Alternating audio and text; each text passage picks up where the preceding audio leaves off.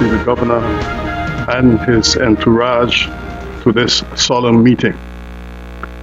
I would like to, at this juncture, extend an apology on behalf of MP Christophe Emmanuel, who is now on his way, but was recipient of a beautiful baby this morning, which we will call the parliamentary baby. Yeah. And I would like to give the floor to His Excellency for his address to this Parliament. Excellency, you have the floor. On October 10th, 2015, we will celebrate St. Martin's 5th anniversary as a country within the Kingdom of the Netherlands. As we approach this lustrum celebration, I invite all St. Martiners to reflect and to project. And in doing so, I encourage all St. Martiners to imagine ways to build a better and brighter St. Martin for our and future generations.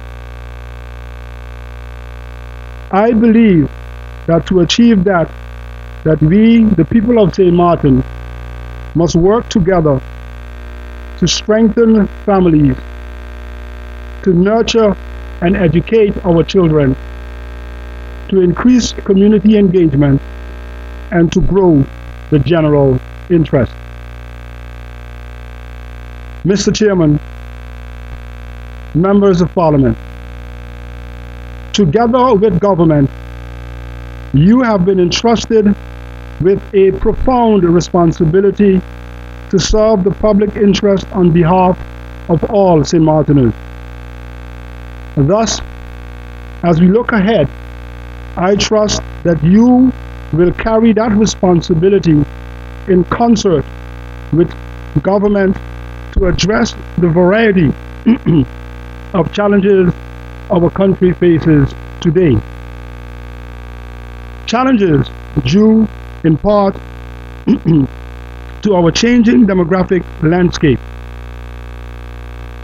Our population is aging and people are living longer.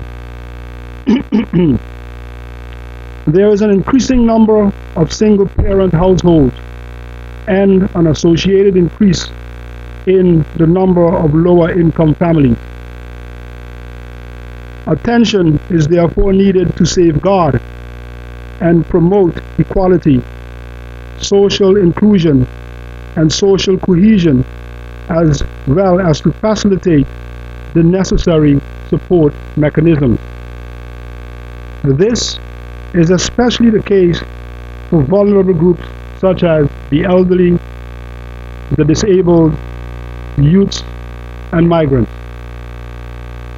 This, in the face of moderate economic growth, tight budgetary conditions, and an increasingly competitive regional and global tourism economy.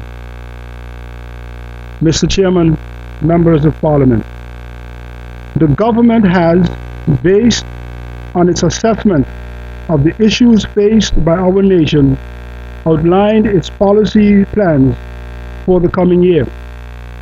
These plans are anchored in the governing program 2014-2018 entitled Ready to Work for You.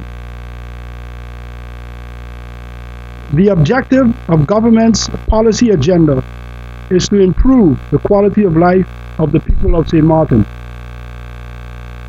That through measures to stimulate sustainable development and economic growth. Government's point of departure in seeking to realize its objectives is the continued adherence to the principles of good governance through effective representation, greater transparency, improved accountability, and stronger fiscal discipline. As a result, government aims to create awareness and to motivate the general public that through the completion of a national development plan with priorities in the short and in the medium to long term. Through the National Development Plan, the government intends to establish a shared national vision by working with and taking into account the aspirations of all stakeholders. Having a national development plan is important. However, an implementation strategy is needed to strengthen national planning and to ensure that development objectives succeed. Essential components of government implementation strategy are that its evidence-driven strategy for growth development projects are results-based, and that these projects take place in a sound governance system. Mr. Chairman, members of Parliament, central to the implementation of government's policy plans is the strengthening of the civil service to provide effective and efficient services for the people. Much has been done over the years, but improvement and redevelopment are concepts that are always on the move. Essential in that regard are, first, establishing standards, increased use of technology and data synchronization aimed at reducing redundancy and bureaucracy. Second, strengthening legal capacity through recruitment and a partnership with the Legislative Academy in the Netherlands to improve the legislative process.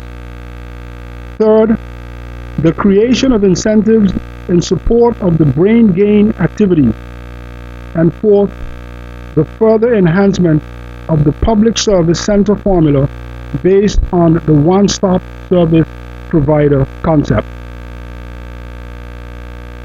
Government's efforts to strengthen its administrative capacity will, to be successful in meeting the needs of the people, go hand in hand with initiatives to strengthen national identity, national participation, and national capacity.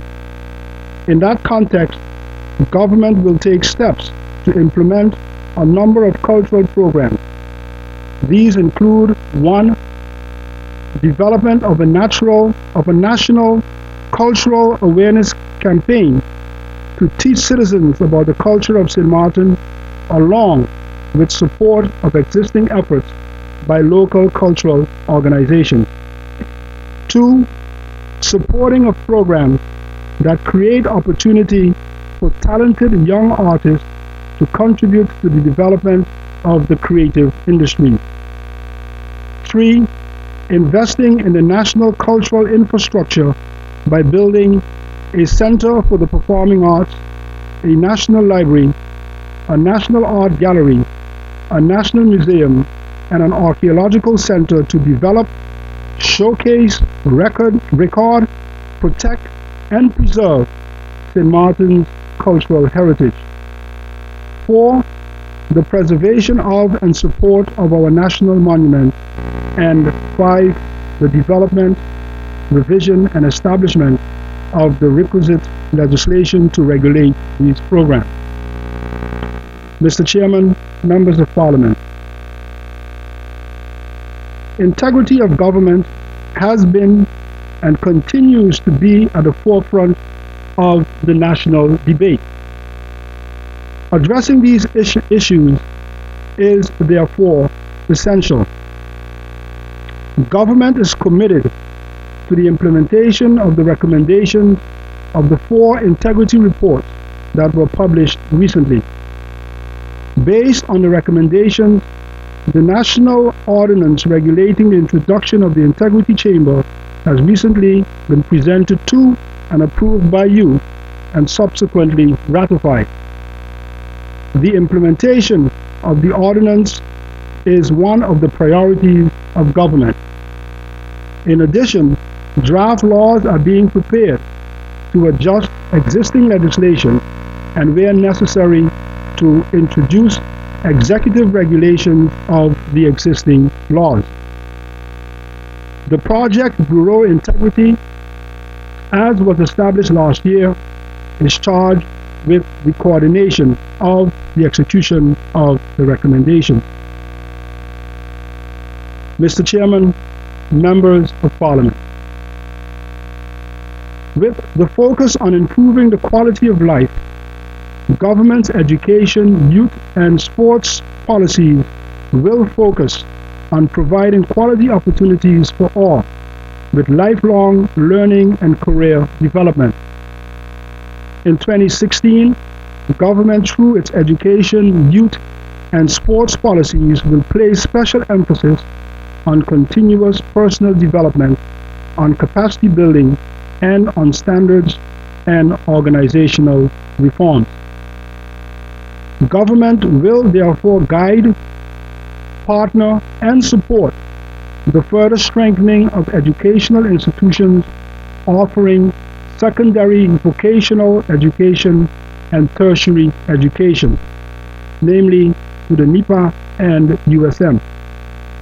Government will, as a result, present Parliament with 1. The Study Finance Ordinance, 2.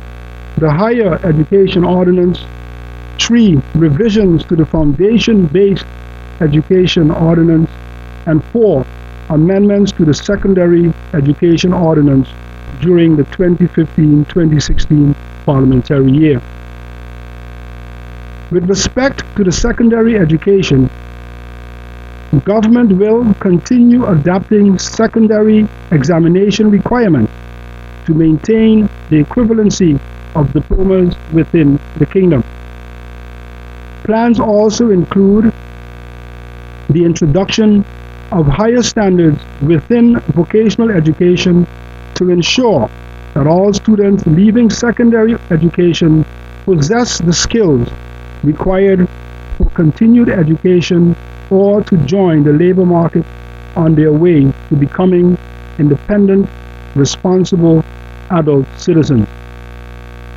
The government considers vocational education a key in the future of our economy.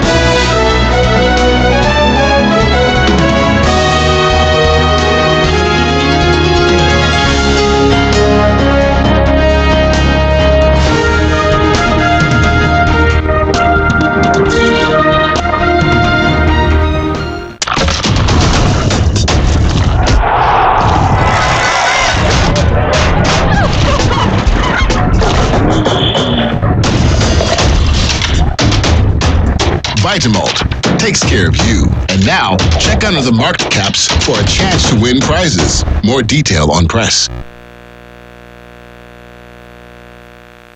Need a loan that's quick and easy. Island Finance. Up to 50,000 guineas really easy. Island Finance. For education, a renovation. That's no problem. Yes, it's true. That's not all. They're quick and friendly too. Island Finance. Appliances, vacation, even fix your car. You can depend on Island Finance. Now the open house that you're going to have on a Saturday, is it going to help to lift up the sports, because some areas of sports are very weak? Yes. And they need strengthening. And then there's also the situation a lot of people complain. I sure bet you get that on your Facebook, that facilities, Yes. proper facilities. Yeah. What's going to be taken care of that at this point? Well, as I said before, the expectation is that the organization is going to be there to give information to the different for the persons who are coming out. So we're hoping that this will boost the membership of the various organizations. The more members, and then they can, you have members, you collect membership fees, and it assists those organizations to move forward. We really want to see these organizations reach to a point where they could participate in sports regionally and internationally, and to be a part of their regional and international bodies as well, because ultimately we want to see St. Martin on the map where sports is concerned. Ultimately, we want to see St. Martin participate internationally in sports. We want to see our athletes, our local athletes, to be further developed. And you never know, people might sign up, or young people might sign up who have an aptitude to a particular sport, and they are discovered within that sport, and they do really well within that sport, and then they can take it to the next level and participate in competitions outside of St. Martin, which is ultimately where we want to go. Which leads to, I might add, to the development of national teams. And the intention is for these various organizations eventually to reach to a point where they can cater to the training and coaching of national teams on behalf of St. Martin, and for these athletes to be able to go outside of St. Martin and participate, to add to the added effect of healthy living and ensuring that the general public and population, maybe not to participate as an elite athlete, but just recreationally also, the option is there for them to participate in sport, because sometimes people just want that healthy living option to be able to keep themselves busy and keep themselves fit, which is good for their health. And now this whole thing that comes together now for the open house, how did that came about? Well, we held one last year, and now this time around we're trying to make it even bigger. But it came about because we were trying as a department to work alongside more so with the organizations, the sporting organizations on the island. We want to let them know that as a department we are here for them, and we would like to work in collaboration with them to stimulate sports more. The department's responsibility within government is for policy development, and that would be a difficult feat if we don't have a good working relationship with the different organizations. So to that end, we want the organizations to know that we are here for them, and as much as we can assist them to stimulate their membership, we are trying to do that. So the idea came about for us to in collaboration with the St. Martin Sports Federation, to have a sports open house, which allows the general public and population to get to know and see what's out there for them. A lot of the time, the sports organizations don't have the means to push themselves out there within the media to let the general public know that they exist and they hold tournaments. And also, we're trying to get to a point where more people can know what's happening, so that when tournaments happen, you'll have the general public going out and watching games and watching events and tournaments and whatnot. Recently, we had the under-15 soccer tournament for CFU, and it was a great thing. And I must say, it was disappointing a little bit that a lot of the games wasn't really the turnout to watch the games, to watch these kids play. It wasn't that big. The final match between Curacao and Santo Domingo had quite a big turnout, which was great. So it will be good. And also, we had the ECVA tournament for volleyball recently as well, and I would say, getting the auditorium and these facilities filled during these games and tournaments, I think would be huge for us. So if people are more aware of what's happening in terms of sports, and through a drive like this, the organizations could really get that information out there. And if we can assist the organizations as much as possible to get information out there pertaining to what they are doing and what they're up to, it draws more people to sports. Sports used to be well attended by a lot of people in the locals and the general public. Sports used to be well attended, but it's getting to a point where now it's not that much, and only the enthusiasts of that particular sport that actually go out and watch these sports. So we really want everybody to know what's happening, and for people to come out and support sports. And as we look to develop our national teams and elite athletes on the island, we're hoping that alongside that, there are more people coming out and supporting sports and participating in sports and whatnot as well.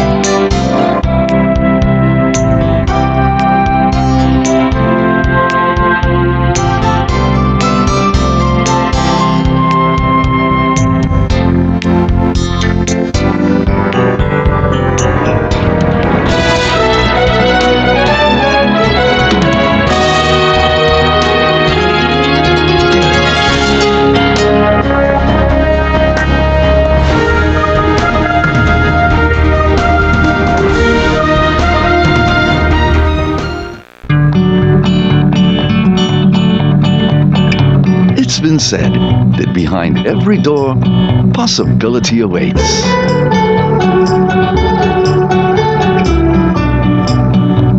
How much possibility depends on which door you open first. Every day, we help our customers discover the possibilities in their lives. It all starts with a conversation. Scotiabank. Discover what's possible. 1, 2, 3, 4. This is how common it is to develop a mental illness. 1 out of every 4. 4. 4. But there is hope. Today, most mental illnesses can be managed and treated. Visit your general doctor if you feel concerned about your thoughts and behaviors or have some difficulty dealing with some of life's issues. If you have been diagnosed and are suffering from a mental illness, keep in mind these 4 points to help you manage your mental health. 1. Get regular checkups with your general doctor. 2. Stay on your treatment plan to prevent relapses. 3. Find a strong support group in your family and friends. And 4. Never be afraid to ask for help and look out for the warning signs of your illness. Remember, you are not alone. We are as close as one. 2. 3. 4. Learn about mental health illness by going to the Mental Health Foundation's website at www.mhf-sxm.com.